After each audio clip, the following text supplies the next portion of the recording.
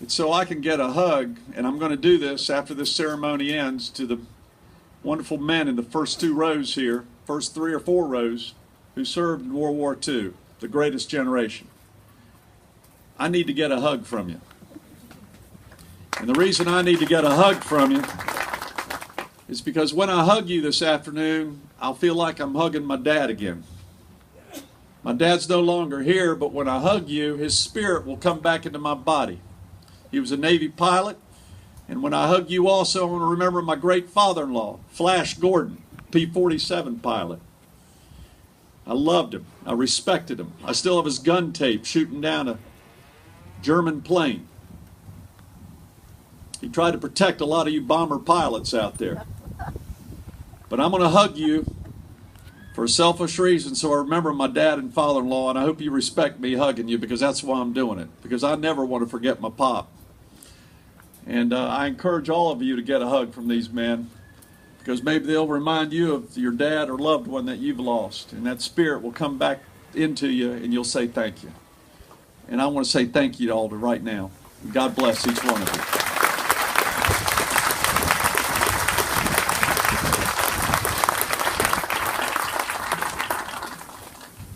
There are 2 stories I want to briefly tell about 2 heroes. We have many heroes in this audience today from all wars, including World War II. But there are 2 people that I want to especially signal out that have unique stories, as every one of you have unique stories. The first is Thomas Gene Reinhardt, who's 93 years old. U.S. Army Force Signal Company heard the opening shots of America's involvement in World War II. You know where he was then, don't you? He was at Pearl Harbor. On December 7th, 1941, a date that will live in infamy, then the 20-year-old Reinhardt was in his bunk at a barracks about a quarter of a mile from Wheeler Field, where the first bombs were dropped. This is history right here on Main Street. He ran outside the barracks, and the planes were flying so low that he could see the red rising sun markings on the Japanese planes. When the Japanese aircraft began strafing runs over his barrack, he could actually see the gunner in the back of the plane. Can you imagine being 20 years old and seeing this? He immediately went to his battle station, providing communications for a base that was under attack, for a country that was under attack. Nearly 2 hours later, the attack on Pearl Harbor claimed 21 ships of the U.S. Pacific Fleet, and over 2,400 lives were lost. Gene Reinhardt not only survived the attack on Pearl Harbor, but he went on to serve 5 years in the Pacific Theater as a cryptologist and was decorated for his actions in his service.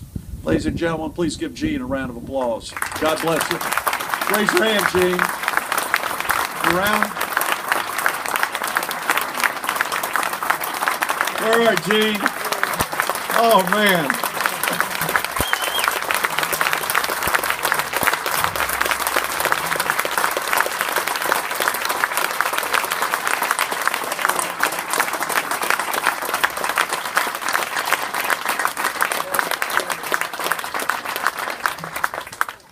The history books are right here in Belmont.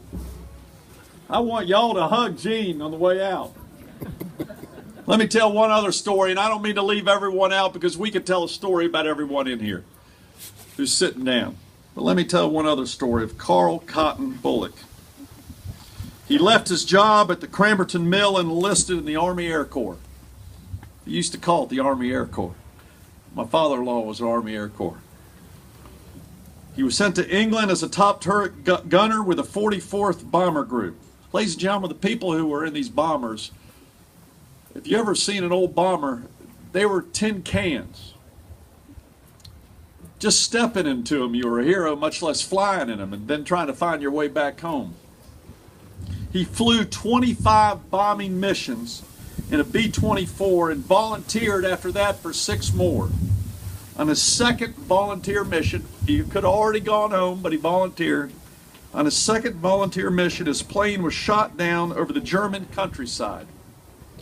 2 crew members were killed when the plane was shot down.